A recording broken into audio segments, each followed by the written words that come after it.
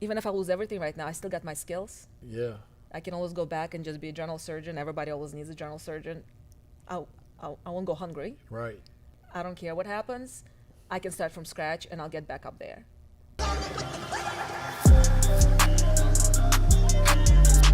How to beat the trap. Hey, peace, family, and welcome to How to Beat the Trap. That's right. I'm your host, Jay Morrison, and welcome to another episode of our amazing podcast where we're going to inspire you with overachievers who have beat some of America's most infamous traps. And today, my guest is Dr. Angelina in the house. Welcome to the Trap Queen. Thank you for having me. Yeah, so I'm excited. I'm excited. I want to hear more about all this beauty sauce you got going on. Dr. Angelina is a doctor here in the Atlanta area and expanding, and is a cosmetic surgeon, right, with IBI Healthcare. Such a big company with so many moving parts. She had to actually Google her company name to make sure she got the right one as they are consolidating their conglomerate. So again, thank you for being a part of the Trap. So Dr. Angelina, we define the Trap as a program or a system that's designed to entice or entangle you, but secretly for the benefit of another. Such as some of America's most infamous traps, like the college trap that can wrap you up, the corporate trap that can entice and entangle you, the culture trap, right? Absolutely. And the corner trap, in which I came from and survived, right? And so we like to talk to overachievers about their journeys and their paths, so that we can pull inspiration from that and get actual game and strategies and tools and intangibles to help our audience, again, beat these common traps and other traps that might be victim to in their lives. Absolutely. All right? So cool. So now that I have you here, we have a cosmetic surgeon on How to Beat the Trap. Please tell us, mind you, this is your time to shine. This is not the time to be humble. This is your time to talk your talk, as we say. I'll try. All right? And just tell them, what you do in full, all the different moving parts of your practice, and, the mission and vision of it, and where you guys are going. Sure. So, as you mentioned, I'm a cosmetic surgeon. My officially title of cosmetic surgeon came about 5-6 years ago. Prior to that, I was a general colorectal trauma surgeon. Wait, say that again. I have many names. So triple board certification came from general surgery. General surgery, it is a super specialization where we pretty much do everything. Your gallbladder, appendix, hernias, breast cancer, colon cancer, trauma, when somebody comes in and they got shot, I was a program director for trauma program for some point. So we fix people who got trauma from car accidents, from whatever wounds they get. Wow. So you're a surgeon. I'm a surgeon. I was my second board certification was critical care. That means when those sick people end up in ICU with those ventilators after they've been shot or had a transplant or had some other major surgical disaster. I was one of the doctors taking care of them.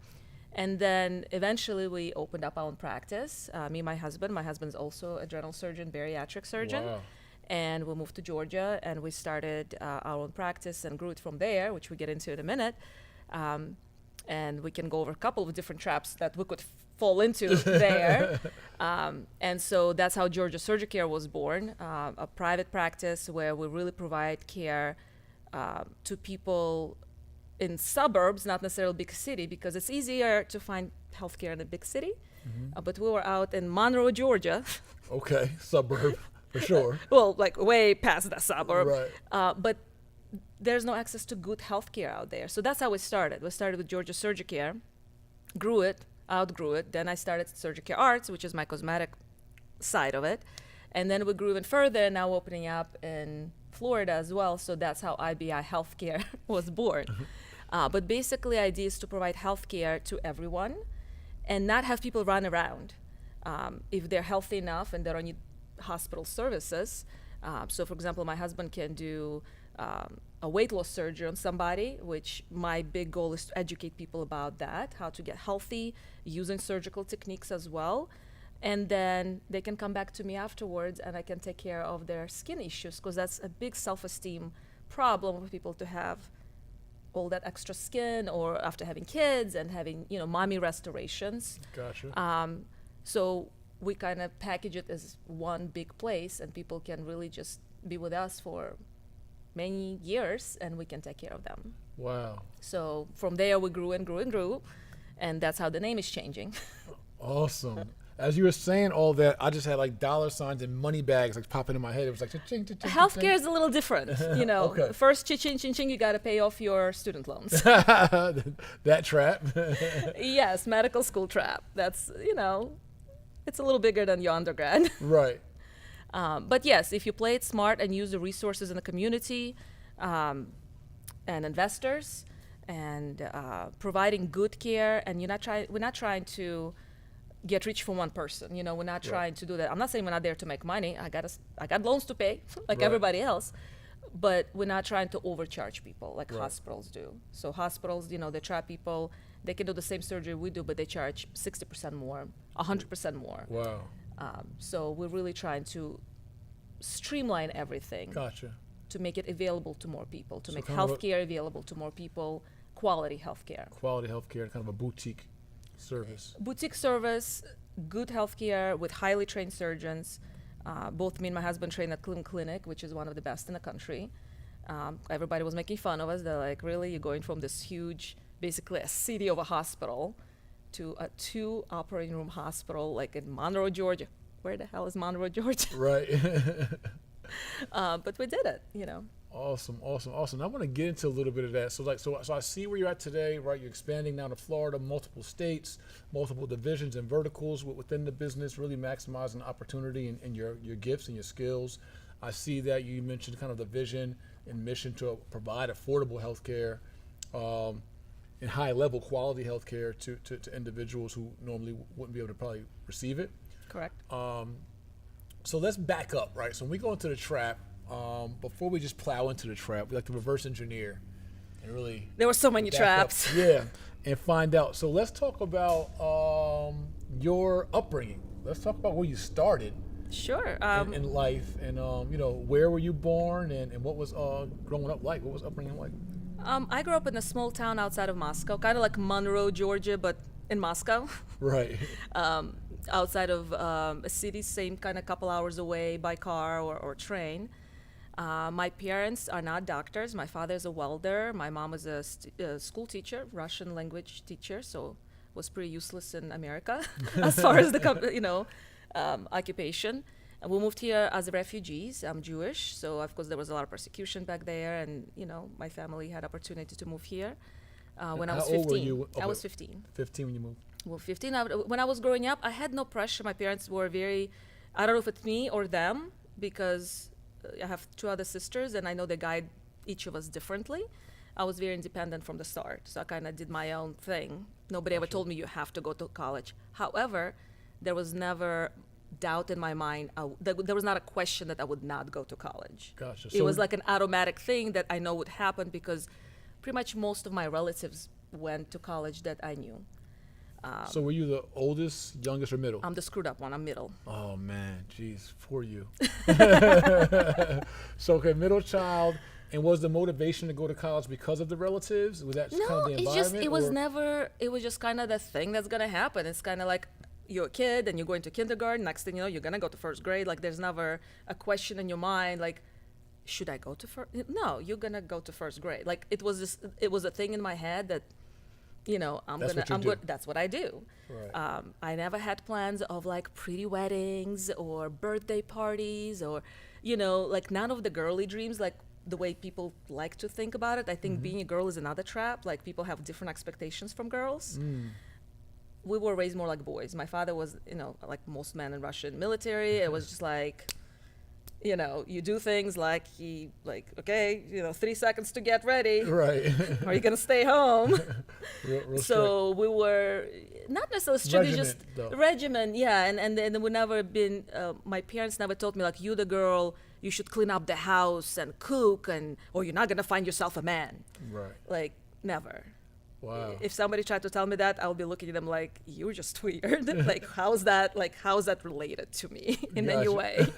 But that's a trap interesting. that girls fall into. That's Right. another thing that you can think about as a trap, because a lot of women grow up with this expectation, men go to work and do this thing, but girls stay at home and have babies, and I don't know what girls do. Clean. I don't do any of this. I don't cook. I don't clean. I do have Right. babies. Okay. But, You that's got- later on in life. I didn't know how it Understood. happened, I guess. So, we never had that expectation that we have some girly Gotcha. things we had to do. So did you know in high school that you wanted to be a doctor? Not necessarily, because when I moved to America, when I was in Russia in high school, or whatever we called high school, I knew I'm going to move to America. So I didn't make any plans in Russia. Gotcha. Because I was like, well, we'll be moving, so I'll have to start all over again. I moved here, I didn't speak English. So I had to go back to high school, even though I already finished high school once, to learn English. And so then it was kind of like, what medical school are you talking about? I cannot put like two words together in a sentence. So once I got better with English, then, I improved. And with every year, I was like, well, maybe I knew it was something medical. I was like, maybe I'll go do occupational therapy. And then, maybe physical therapy. And as you take more classes, English improves. And it's kind of, maybe I'll try to study for this pharmacy school, and maybe dental school. Oh, never mind, I'm going to medical school at the end. So it kind of grew on me as my English improved. Gotcha. The traps in that situation that I've missed, that I compared myself to other immigrant kids, or it doesn't necessarily immigrant, the college trap. Some parents are very strict. You have to go to this school only, or we're not going to pay for it. Right. I had a friend whose parents were very insistent on her going to the Ohio State. I'm from Columbus, Ohio, so I grew up there. Okay. After Russia. So they were very insistent, like, you're going to go to this 4-year university, you have to get into the Ohio State. And I was like, I'm not going to do well in Ohio State University right now with the 600 people in a class when I barely can speak. Right. So I went to community college.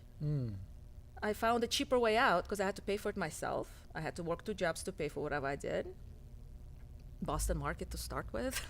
It was $5.75 an hour, Right. Grinding. But Columbus State, which is a community college, was way cheaper. So I did a couple of years there. I did what I could, and then transferred all my credits to Ohio State. I avoided taking the SATs, which I knew at the time I wouldn't pass. And then the last 2 years of my major, I did at Ohio State, which my English was better. I was just specialized in my biology, whatever my degree was at the time, to how make many- it happen. And how many years were you in the U.S. at that time, where you were transferring and going to Ohio State? I moved here when I was 15. I started college at 16.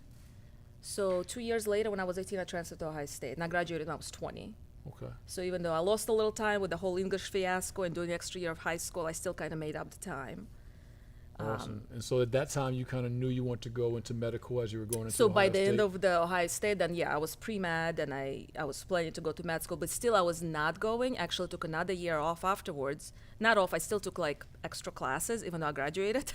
I went to DeVry, did electrical engineering. I did weird stuff for a year, thinking how I'm going to take that MCAT, because my English was still not good enough to write all the essays, to do certain things with English. And so no SAT, though, going through college? So you just got through community college, grinded your transferred way out. through, and then when it came to you going over to Ohio State, you paid your way through that as well? Yes, Was that just working jobs, family, working jobs the whole scholarships? time. Just working No jobs. scholarships. I didn't speak English. There's not many scholarships you can get. I just worked, and I paid. If I took any loan, it was maybe like $5,000 at some point at the end, but nothing major. Gotcha. And of course, school back then was cheaper, and I was in state school. Right. But it was good school and had good names. So, but I avoided that trap of comparing to my girlfriend that I was mentioning, whose parents were insistent on her going to 4-year college. She struggled. She couldn't pass certain classes. She didn't get the straight A. Right. So her chances of getting into a higher degree, if, for example, if she wanted to go to medical school, I don't think she did, but it decreases your chances to get into a good medical school afterwards if your GPA was low. Right, and a lot of times the college trap is also part of the culture trap, right? It's the parents' peer pressure sometimes that Or your says, child's not going to go to that school. right, because of prestigious name or because of And that's, I keeping think, up with other families and all that, as opposed to saying, hey, let's figure out what's best for you to get the kind of education you want to best prepare you for life as outside of other people's opinions. absolutely. And I think that was part of that drive from that girl. Her parents were like, well, what would people say? You know, you going to this school. My child's not going to go to this school. It's a school. It Right. gets you from point A to point B, because the first 2 years of college, what, English, math, like basic math, you know, Right. stuff you already know. Partying. Exactly. Right. I did that. I passed that class Right, okay. the first 2 years, and I stopped partying when I went to Ohio State. Fake IDs and all that. All that. Says the doc. Hey, I got it out of my system before medical school. Good. But, you know, I found a way. And then finally, when I did go to medical school, I actually went to medical school without taking MCAT. Wow. Not really possible anymore these days. But back then, the schools in Caribbean, they have, you know, we have a lot of medical schools in Caribbean, the offshore medical school. Not all of them have better reputation, you know, than other school. They still don't. American schools still considered to be better. But the one I chose, Ross University, was one of the older school and more known, and right now it's well known around. And so at the time, they just started requiring MCAT. That's a test to enter medical school. Okay. But again, I was so scared to take it because I was like, I don't want to fail it, and I have to study for it. And this opportunity came, somebody else was applying. I said, you know, let me try. And they called, well, you have to have an MCAT. I was like, look, if I'm going to start studying for MCAT right now, which is now is like November, MCAT is in April, I'm going to apply to American medical school. If I'm going to spend this time studying, Right. you either take me now or I'm not going to go to your school. And they took me. Wow. So you negotiated your way in In a medical school, right. So then I lived in Dominica for 2 years, which is not Dominican Republic. It's a smaller island, less known. And I survived. It's not an easy island to live on. Gotcha. And then, you know, moved here and finished up medical school here. So I found my way around all those things that you can get trapped in, like the names of the colleges, the expectations of people. Oh my Wow. God, you didn't go to this school. I don't care. I made it to Cleveland Clinic, didn't I? Right. So you really were resilient and very resourceful. And I didn't know what I was doing. Like, I didn't have a guidance. I didn't have counselor. It's just kind of like, oh, that looks good. I'll go do this. Right. And so you hit a brick wall or something that didn't seem like it would be Pivot. a pivot. And go to another way, you know, find a way around it. Gotcha. So where'd you end up going to medical school in the U.S. after that? Well, it's the same school. It's the programs in Caribbean. You do the basic science, which is the, you know, the classroom in the island, and then all the clinical work we do here. Okay. So the 2 years of clinicals going through the hospitals I did here in U.S. It's part of the hospital system. Hey, Peace Family Real Estate Pioneer Jay Morrison coming to you live from the Black House. Why haven't you got your first of its kind interactive video textbook experience, the 12-step real estate crash course? This book will make you a real estate power player in real life with over 6.5 hours of video lessons with 290 pages of real workbook experiences, tests, quizzes, assessments that give you the skill set, mindset, and formulas needed to dominate in real estate and be a power player in any part of the industry in real life. Homeowner, realtor, wholesaler, landlord, flipper, developer, don't matter. You need this book. Your family needs this book. Go tap in, click the link right now for your interactive, first of its kind video textbook experience in real life. Tap in. 12stepvideotextbook.com. All right, so you graduate medical school, then what? Then went to residency. That's how medical education works. Medical school doesn't give you, actually, the most useless degree in America is MD. You cannot do anything with it. Like literally nothing. Until you do residency. Yeah. There's plenty of doctors in US who graduated medical school and they cannot get a job. They cannot work as a nurse. They cannot work as physician assistant. They cannot work like nothing. It's complete waste of money until you get your residency. And at least do a year in residency. Gosh, it's like kind of intern hours, if you will. So intern, yeah. So internship is the first year of residency, and for general surgery residency is 5 years. You did that 5 years? Of course, yeah. So to become a general surgeon, you do 5 years of residency. That's basically you work in the hospital as a doctor. You are a doctor, but you're not working independent. You work under other doctors. So first year you're an intern, so you kind of run around and do more paperwork than operating. But you learn a lot, and then you kind of gradually get introduced to more and more complex tasks and eventually surgeries and procedures and so on and so forth. That sounds responsible. I feel a little more comfortable now about my surgeon. Like, had to go through some things. Good trial. We had to go period. through some things, yeah, and it's 5 years in human years. I call it about 15 years back in the day in surgeon years, because we used to work 120 hours a week easily.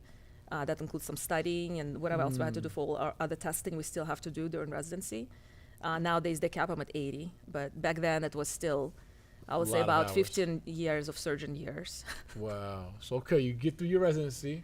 Then I did a fellowship. What's that? I never even That's heard an of extra year of training for critical care. So if you see like a colorectal surgeon, vascular surgeon, cardiothoracic surgeon, or whatever other subspecialties, that's additional training doctor has to do. Usually several years, 1 to 3 years of additional training on top of their primary specialty. So I did that. So you were grinding school. You were literally leveraging. You at that point you knew who you want to be. Like, Well, you I knew mean, what this you point wanted you to were a surgeon. Like once you started general surgery residency, you're a surgeon. be. You're like, I'm in. Yeah, you might not be operating on your own, and you probably wouldn't want anybody to operate on you in that early stage by themselves, except unless it's like a little procedure. But after 5 years, I'm a surgeon, and so the extracurricular care, I felt like it's going to give me more independence and just more knowledge for when I move out into different system, or wherever I go. They need trauma and critical surgeons everywhere you go. So it was an additional training I chose to do to feel comfortable with that. Gotcha. So how many total years of school was that in residency and fellowship? I didn't do math, PhD. Okay, hold on. 4 years, that's 8 plus 5, 13. And I did 2 years of fellowship altogether, so 15. So 15 years of schooling, honing your craft and trade. Now, how are you surviving and living through all this time? You broke. Just broke. Well, in medical school, I took loans. Okay. So medical school, to me, after graduation, because what happens, you take loans, because you cannot work during medical school. You just study the whole time. There's no possibility of working. So I took a lot of student loans on very high interest rates, probably 11% interest rate, because I had nobody to co-sign for me. They're getting that money. So by the time you graduate, it's adding up. And they give us about 3 years of loan for, not forgiveness, but loan forbearance once you do your residency. They don't care that your residency is 5 years and you're not making money after the third year. They want their money back. So you start paying it off.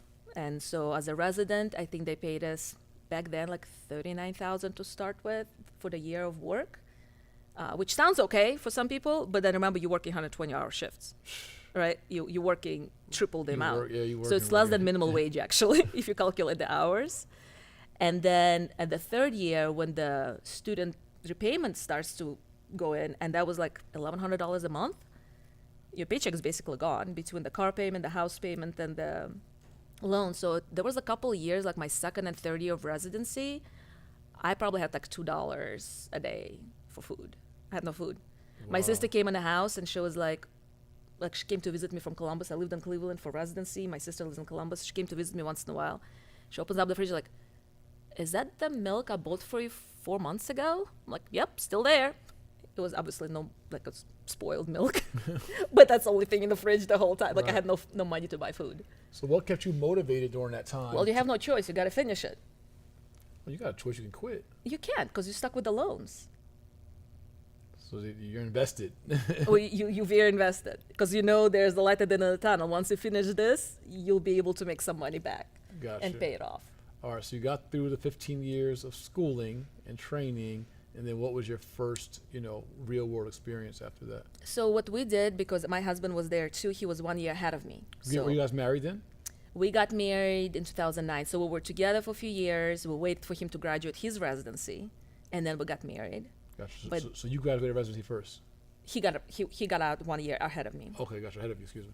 And then he stayed as a surgeon at Cleveland Clinic, one of their hospitals. Gotcha. To wait for me to finish my residency and then my fellowship. And you guys met at the residency, yeah. Okay. In the training. And after we finished, I interviewed with Cleveland Clinic again, but they were offering very low pay because it's very standard. That's another trap for doctors. They hire new grads at quite low pay for doctor. And he was like, yeah, we're not doing that. He got the business gene. And he got his MBA afterwards too. And so that's how I ended up in Georgia, because everybody's like, how did you end up in Georgia from Ohio? I have nobody here. I don't know anybody here. I have no relatives here. But your husband was like, we're going. We're going somewhere. So we're Texas, Florida, and somebody called us, some of the recruiters, and they're like, we need surgeons in this area. I'm like, okay, we'll check it out. But you have to have two, because we have two surgeons. We come together as a package. And that's how I end up in a little hospital, middle of nowhere. Gotcha. Now, were you guys doing that as like independent contractors, or were you actually working for the hospital as employees at that time? Neither. Neither? So the way that worked, hospitals in rural communities, because Monroe is more rural, they have this thing with government where they bring doctors on. They can do income guarantee for the first year. So they say, you're not employed by us, you're affiliated with us, but you have to work in this area for 3 years in the zip code. And the first year, let's say we just opened up our first practice, right? We have no money coming in, nobody knows about us, we have no patients. We made zero money the first month, let's say. They'll supplement us to make sure we get a certain amount of salary that first month. Right. It's coming from the government, really. Next month we might make $5,000. That means they'll give us the other $5,000, for example. Yep. So they supplement it, and hopefully by the end of the year, you even out where you don't need their money anymore. So, and that money gets forgiven at the end of the 3 years once you serve that area for 3 years. So hospitals generally what they hope for, either you're gonna leave so they can bring more surgeons in or more doctors in, because they get, the CEO of the hospital actually gets paid for bringing more people in. So for him, the interest is you fail and get the hell out so he can bring more people Right, in. I get a bigger check. Or you get employed by the hospital because you cannot, cannot sustain your own practice, which is very common with doctors because they have no business sense. And you fail, and they hire you, and then they can tell you what to do. And we didn't do either. Okay, so you beat that trap. We didn't fail, and we didn't get employed, and we just grew. And so, yeah, we ended up staying in the area and setting up nice little, well, not little, big office. It's 19,000 square foot office. So you guys stay for, so you had the 3 years, right? Yeah, we're in the still there. area? We still Gotcha. we're still there. So you got We the never left. So you got the forgiveness on any subsidies or Yeah, I mean, you pay whatever. your taxes and all that Yeah. stuff. But yeah, But then you grew your practice from that momentum. we grew that practice from that momentum. And the trap that a lot of doctors fall into, they feel like they have to operate in a hospital, that they owe hospital something. They don't. That you have to only advertise to patients who have insurance. That's a very common thing with every marketing company we try to hire. That we try to market to the areas that have the zip codes. They can pull all that data from the marketing places. Right. Advertise to people who have like good insurance, right? You have good insurance here, good. I was like, I don't want their insurance. Advertise, like north of Gwinnett County where nobody has insurance. Go there. But like, why? I'm like, those people need health care too. And they do, and they come. Wow.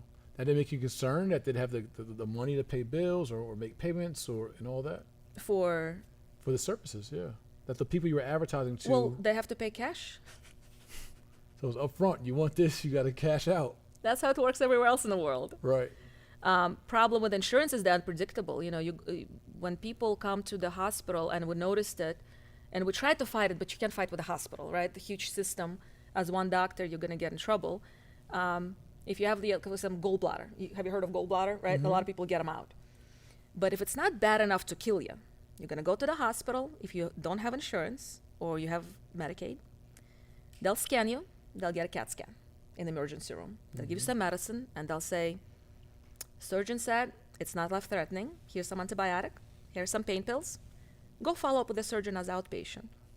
And then you get that bill from ER for like, what, $2,000-$3,000? Yep, And you're like, CAT I'm not scan, going all to, that. I'm not going to see the surgeon because I don't know how much he's going to charge me, right?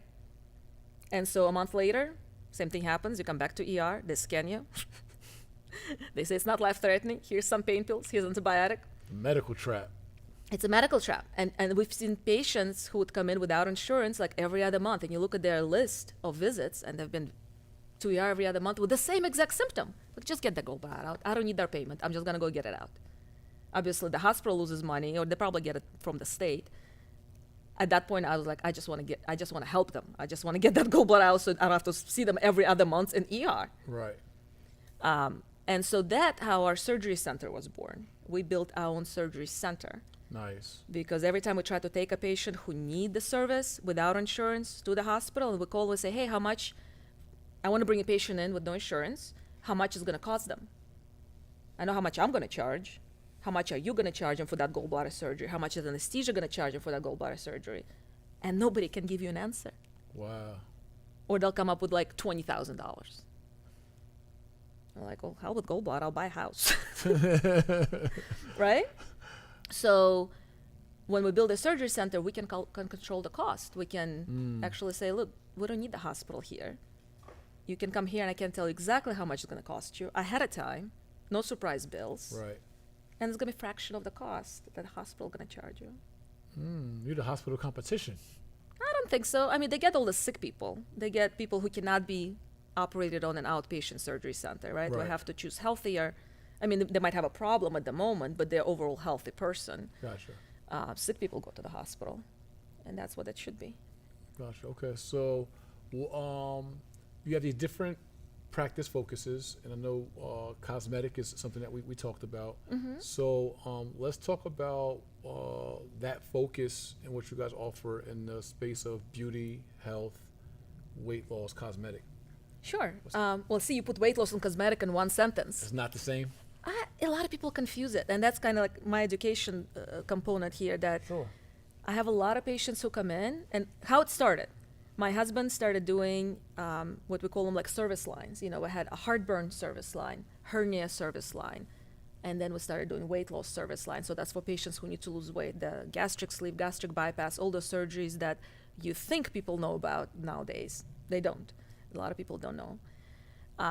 And once we start having more and more people coming back after the weight loss, they're like, hey, cut off my skin. And I'm like, well, technically I can, but it's, I guess, not my specialty, because usually it's the plastic surgeon's job, right? And so for a while, we kept sending those people out for cash money to go away. I'm like, what am I doing? So that's when I back and did another fellowship. Of course you did. I did another fellowship. So that I was already 5 years into my private practice when I went back into fellowship. So I can accommodate those patients and help them. How long a fellowship you have to do for plastic surgery? Well, this is cosmetic surgery, 1 Is that year. 1 year, okay. Yeah, on top of my other years before. Right. So now you got 16 in. Well, no, this is 15. The, Okay. the original That- was 14, and the 15th year was Okay. that one. And then Awesome. my husband said, I'm not allowed to do anymore. That's it. That was it. All right, so you guys are keeping those patients now, but you're seeing it's a business opportunity that's going away, Well, it's business and education, because I have a lot of patients coming in, let's say, for tummy tuck. and service too. Right. And they'll say, I want tummy tuck. Why now? Why tummy tuck now? And they say, well, I've tried everything for weight loss and nothing worked. I'm like, so you already had a bypass? They're like, no, what's that? I'm like, well, that's a real weight loss procedure. Tummy tuck is the after thing. Right. So we do a lot of education. I feel like I don't turn patients away. A lot of patients go like, what's your limit? What's a weight limit for me to come and do the surgery? I was like, don't worry about it. Just come in. We'll talk about it. Because I have other services I can help them with. I can educate them and say, this is not right time for you to do tummy tuck. It's not healthy. It can kill you. But let's do the weight loss surgery, get you healthy, and then we can come back and do that tummy tuck. So real consulting. Right. So I do spend time with my patients, educating them. And they might not like it, because some people don't like to hear it. But I'm not going to take their money and do surgery then later on they're going to not be happy about, or potentially have complications. Gotcha. So I'd rather turn around and say, look, let's do it the proper way. Let's do it the healthy way.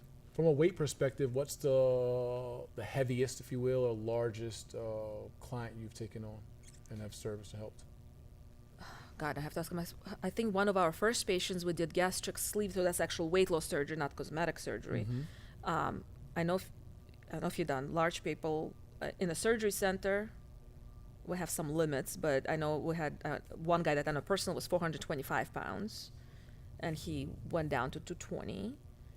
That last time I checked, but they've probably gone bigger patients that they operate on in the hospital. So they have Gotcha. we have certain weight limits that we can do in our surgery center. Gosh, so from 425 to like 220. Yeah, for a guy who's like 6 foot tall, Yeah. it's really not that bad. So yeah, we have a lot of stories like that. But yeah, people are as big as 450, 400. But again, those people are not ready for tummy tuck. They're never going to heal. People don't get that. They're like, I just want to look pretty. I was like, you're not seeing the whole picture here. There's a reason doctors say no. It's not because I don't want to work hard physically, because it is physical work to do the surgery. It's because I want you to heal. Right. And be not in happy. 2 years. I want you to heal like right away.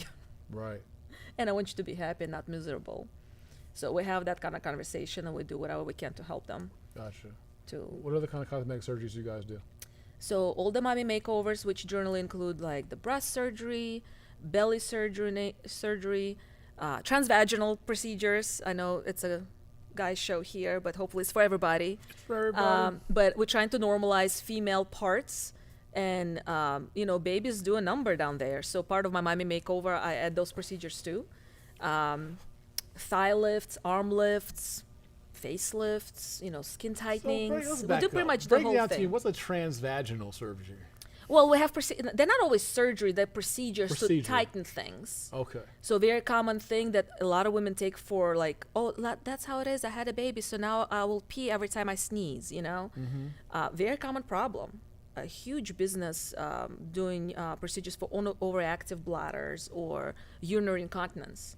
That happens with, gravity, that happens with age, that happens with having children. All of that weight sits down on the pelvic floor, and now people have trouble going to the bathroom or holding it in, having sex.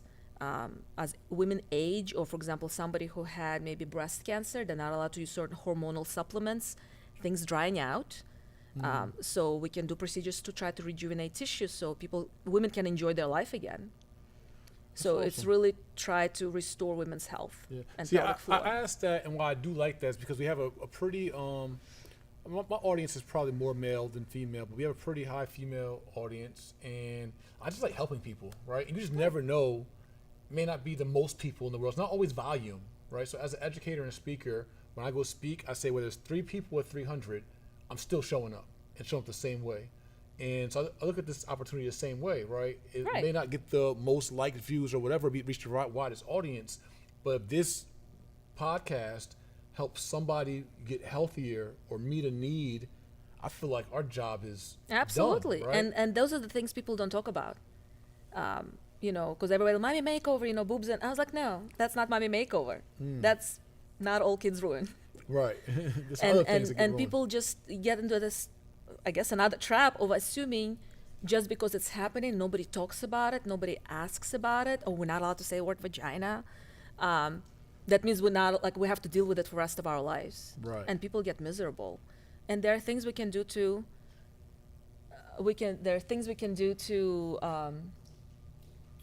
to help women to get their health back and enjoy sexual life and enjoy their traveling and running and playing with kids without worrying what's going to happen That's down awesome. below. Well, So absolutely. And for the male audience, they can share it with their wives and mothers and whoever is suffering. right. Yeah. I So, love but it. there I are love it. things, same as weight loss. Like people don't talk about certain weight loss procedures.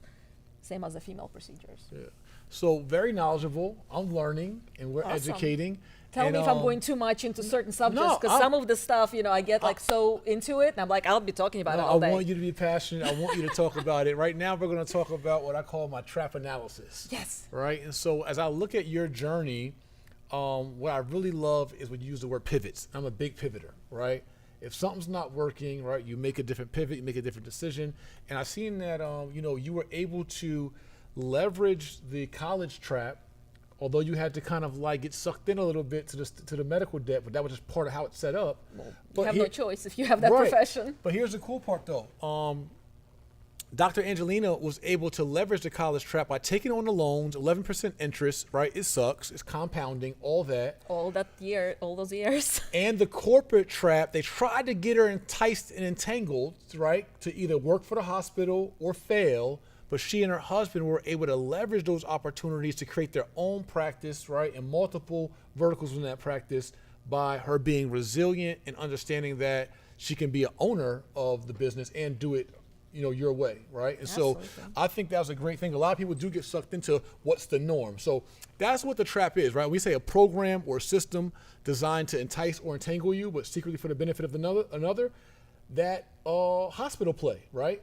the CEO gets in, right? So they make it think it's about you, right? So we're going to give you a stipend or some kind of subsidy if you come on. And yes, guess what, young doctors? For the first 3 years, you can, get this stipend, or for the first year, and it's not repayable, and it feels like it's all for you. Like, wow, they're looking out for me. They're helping me out as a new doctor. Absolutely. But secretly, it's for the benefit of the CEO, who's like, hey, if you fail, I get a new person in, and I get more money, and success looks like you working for me. And so you were able to leverage that to your own benefit, as opposed to being entangled and not being able to get out of that trap. So I want to commend you for beating the medical trap and using it to your advantage, and now empowering others, right, in this journey. So I want to commend that. That's my trap translation for Dr. Angelina. And now we're going to segue into your trap transition. And what that is I like to ask you, was there an aha moment along your journey, even going into that kind of medical trap, where you knew, had a revelation, epiphany, or anything, they're like, wait, we could do better, but you and your husband, yourself, etc. Like, there's another way to do this, and the route they got us going on, that ain't the way. Was there like an aha moment somewhere along the way where you realized that? I mean, for me, I think it came a little later. Before my husband, I think, got that aha moment ahead of me, because he's the one who was pushing for us to get out of the hospital system. If not for him, I probably would still be trapped in one of those big hospital, huge systems. Just being a good little girl and doing what you're told, because that's what they do. They make you think like there's no other way to do this. Right. Every doctor we interview, they're like, wait, you're doing what? How are you doing it? So we're going to go meet all the doctors. I was like, well, no, we're done meeting all the doctors. I'm not advertising to doctors anymore. Doctors can only send me so many patients. No, I'm advertising to people. Right. I'm going directly to consumer, and they cannot compute. Like, how you mean you're not operating through insurance anymore? No, we're not doing that. Right. Out of the system. Out of system. And right now, with the doctors who operate in the hospitals are required to take calls. So at night, when somebody calls, like somebody comes in with appendix or gallbladder or gunshot wound, there has to be a doctor on call, surgeon, who can take care of it. Hospitals cannot run without surgeons. Right. And we do it for free. So if somebody comes in without insurance, we take care of them. We get zero compensation. No hospital, no patient. Obviously, most patients cannot compensate for those big surgeries. So it's a trap in a way that, like, they make it sound like you have to do it. You're operating here, so for the privilege of bringing your patients in here for us to take all their money through insurance, now you also owe us that call. Wow. That's usually uncompensated. You owe us your time. You owe us your uncompensated on-call time. Correct. And most hospitals, right now maybe some hospitals, maybe some doctors will get some compensation, but as a private practitioner, I'm not employee of the hospital. I'm not, I just affiliated. They allow me to use the operating room, but there's no money going exchanged, nothing going back and forth. So it was like a thing that we had to do. And so when I did my cosmetic surgery fellowship and we already have our own surgery center, I pulled my call out. I said, I don't need this anymore. That was the aha moment. Don't call me. Well, yeah, I just pulled myself, from the schedule, and I said, I'm not doing this anymore. And of course, there was a lot of, when we did it with my husband, he did it too. There was a lot of, what do you mean? I'm like, well, that's pretty much what I just said. No more call. We out. And now when, even a lot of the Facebook groups where I talk to some surgeons and they're like, what do you do? I'm like, I just stopped taking call. They're like, how did you do that? I'm like, well, you build a surgery center, you have your own place to go operate, you don't know anybody to anybody. Right, I got my own tables. I got my own center. I got my own center. I go do surgery right there. So so I get it now. Most doctors don't have their own center, so you need the hospital center. The hospital's saying, yeah, use our center. Yeah. But in exchange, you gotta be on call for us. You gotta be on call for us, exactly. Wow, that's such a play for them. But they also mentioned that there's certain laws that guided that you were not allowed to compensate you for it. It's against the law. To compensate you for hours of your time that you invested all these dollars into. However, you can bring all the patients you want to our operating room, which insurance will compensate them way more than doctor would ever get. Give you example, a hernia repair, like hiatal hernia repair. Doctor, surgeon who did all the workup, seen the patient, follows through for many weeks afterwards, right? Did whatever they had to do to take care of the patient, bring him to that hospital, might get $1,000. The hospital will get $30,000 for just that one couple hour surgery. Anesthesia will get something else. anesthesia, and I believe it's the hospital, right? They just sit there. The system. But the doctor is the one who's gonna do all the work before and after, and if there's any complications, any complaints, there's always something. Doctor's office is dealing with it, not the hospital. Wow. So we brought millions of dollars worth of surgeries into their center because we're already pulling patients from Right, like your from, patients. We had patients coming in from Marietta down to Monroe, Georgia for surgery into that little hospital, and they were complaining. I'm like, really?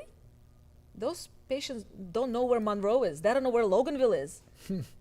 They're coming one from does. all over. Exactly.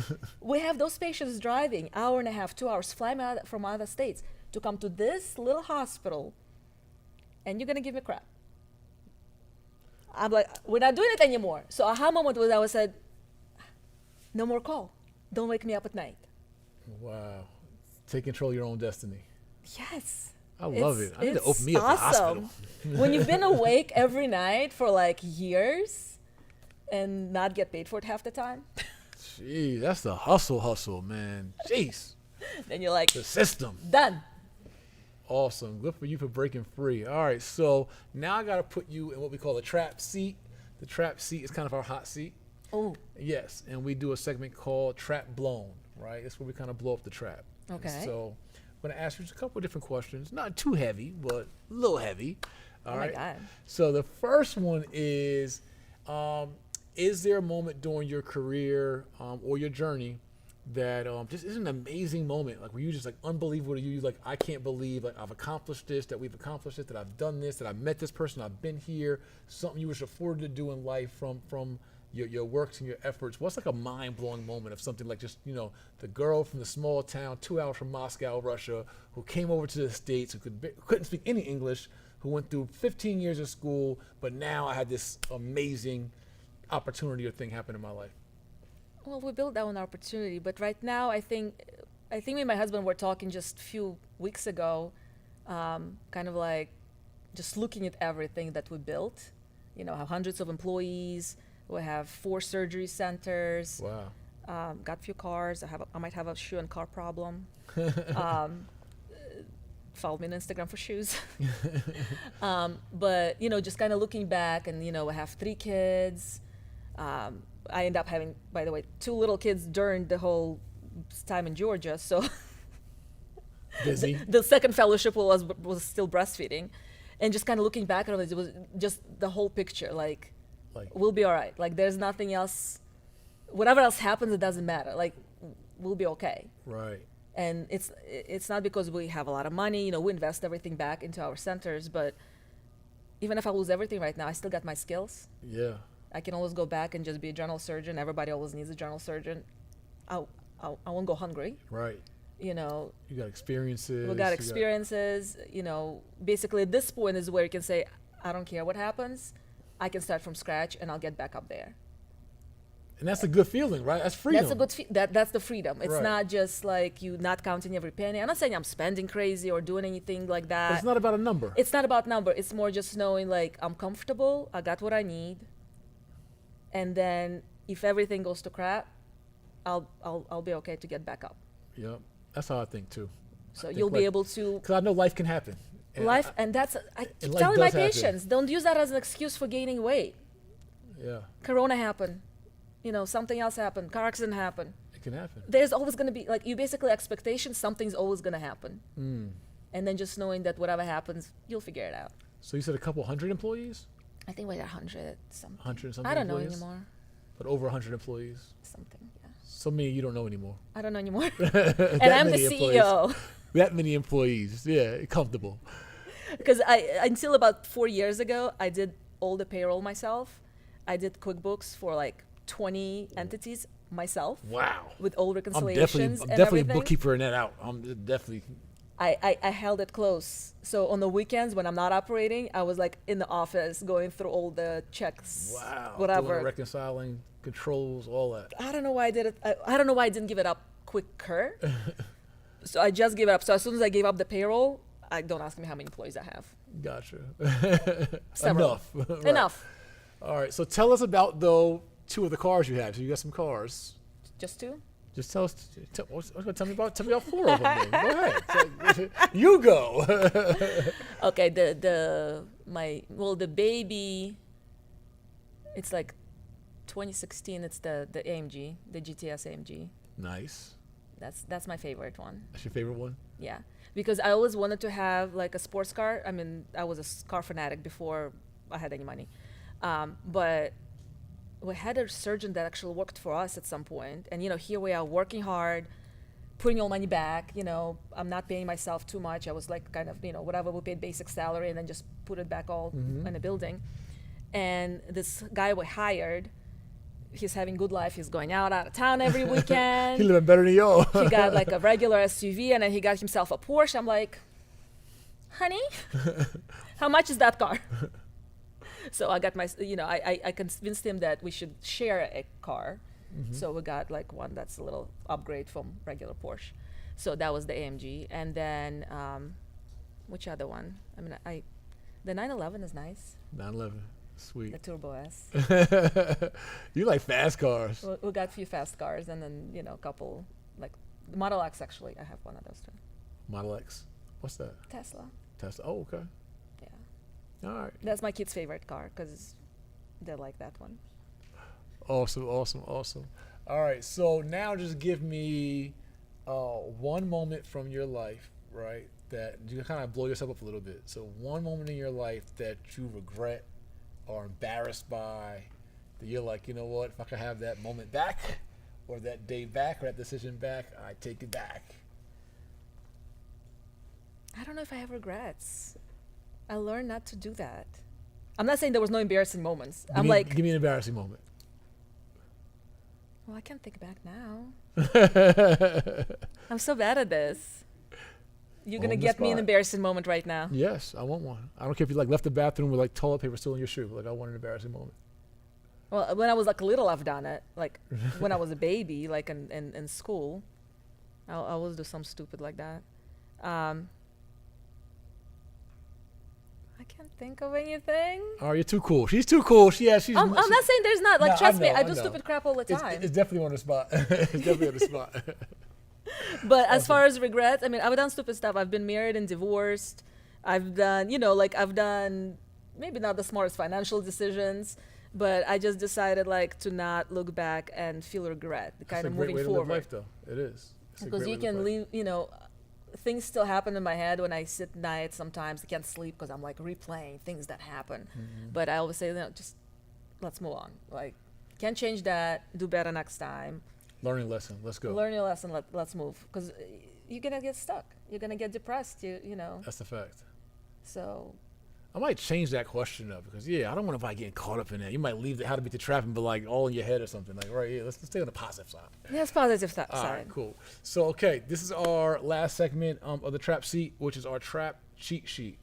So this is if you were looking at your younger self or somebody as facing the same traps you faced, whether it be in college, the medical field particularly, and you're talking to a young aspiring doctor out there or surgeon out there, what is some advice you would give them to help them, have a cheat sheet to the trap?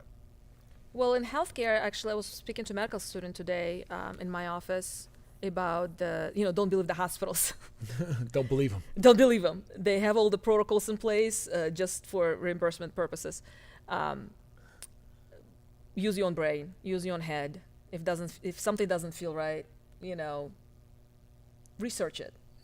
Just because you're doing it this way, don't accept never it. accept it. And the surgery, I always say never. I've had students before, residents under me would say, I've never seen this before. I was like, just because you said that means it's gonna happen. Right. Use your imagination, talk to other people, network, and see what other people's doing. Just because somebody's doing something different doesn't mean it's wrong.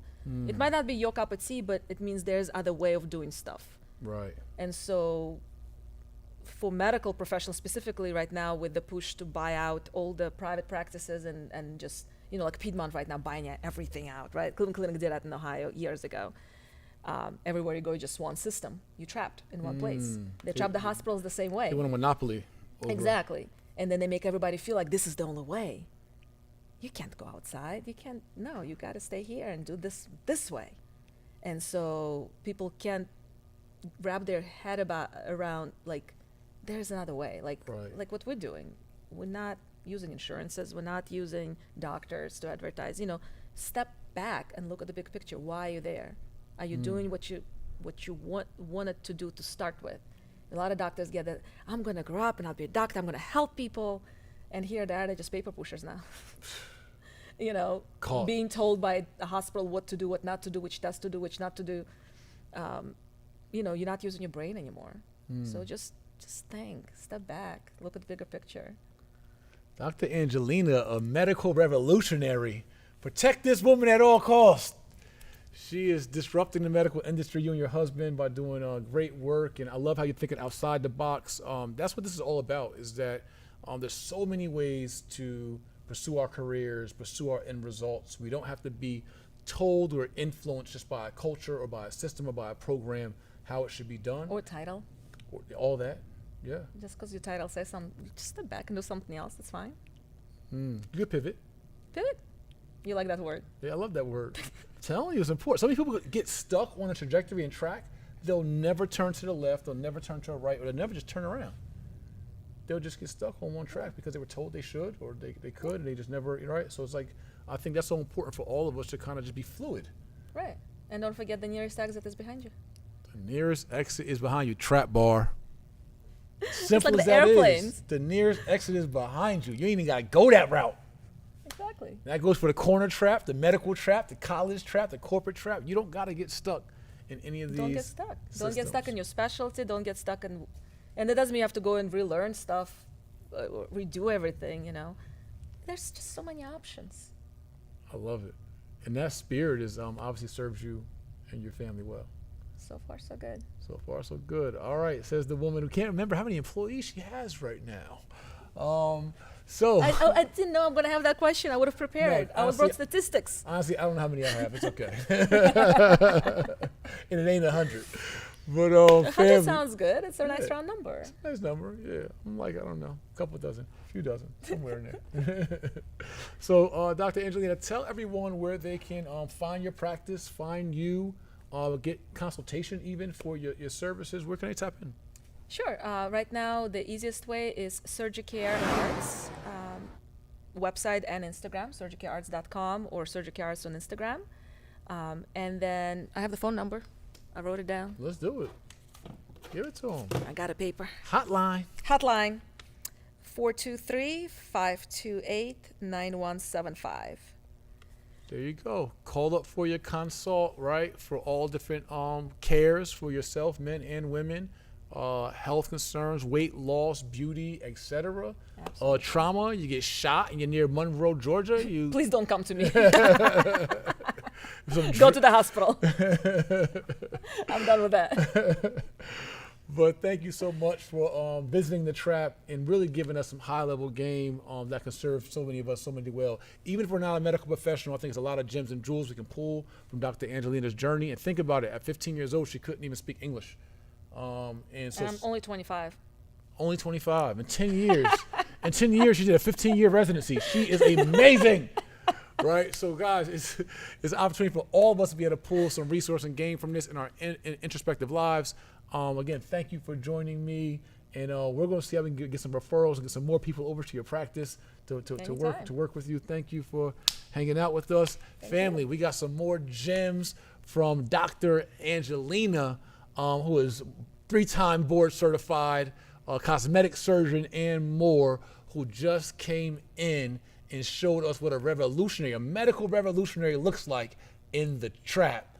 Thank you guys for tuning into this podcast. Make sure you subscribe on all channels, audio and visual. Make sure you share this, give some game to someone who could need it, and I'll see you next time on our next episode of How to Beat the Trap in Real Life.